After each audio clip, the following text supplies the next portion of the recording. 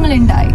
മറക്കാനാവില്ലെന്ന് വെച്ചാൽ ആ കാട്ടിനുള്ളിലേക്ക് നമ്മൾ പോയില്ലേ, ഒരു കൊടും കാട്, അതിൻ്റെ നടുക്കൊരു റോഡ്, അതൊക്കെ നോക്കി പോകുമ്പം ദാ നിൽക്കുന്നു ഒരാന.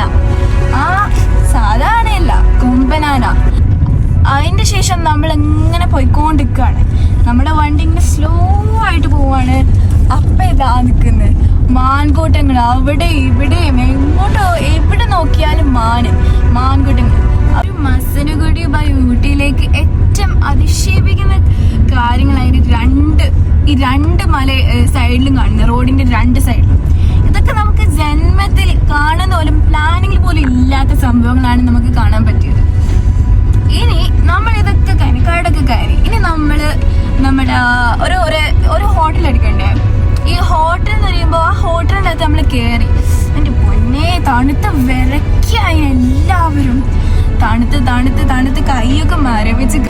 ഹോട്ടലില് ഏറ്റവും ആ ഹോട്ടൽ എക്സ്പീരിയൻസ് നല്ല കിടുക്കൻ എക്സ്പീരിയൻസ് ആക്കാൻ കാരണം എൻ്റെ കൂടെ ജോയിൻ ചെയ്ത എൻ്റെ കസിൻസ് ആണ്. എൻ്റെ ഫാദേഴ്സും മദേഴ്സിൻ്റെ ഫാമിലിയിൽ നിന്ന് ഒരുപാട് കസിനുകൾ ഉണ്ടായിന്. നമ്മൾ മോളിൽ പോയിട്ട് അവിടെ ഊഞ്ഞാല് ഒക്കെ ഉണ്ടായിന് കളിക്കാനായിട്ട്.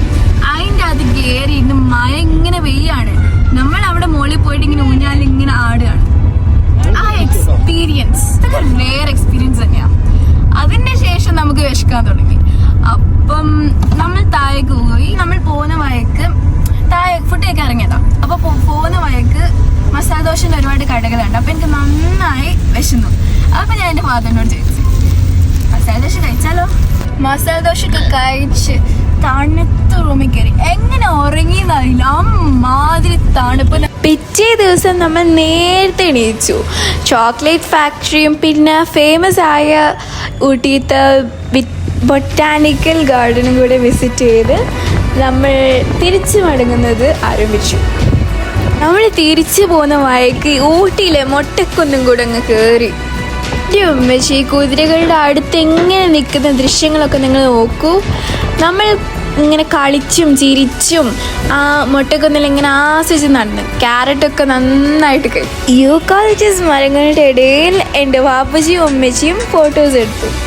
എന്നിട്ട് അവസാനം നമ്മൾ ഊട്ടിനോട് യാത്ര പറഞ്ഞിട്ട് തിരിച്ച് ഞങ്ങളുടെ നാട്ടിലേക്ക് പോയി.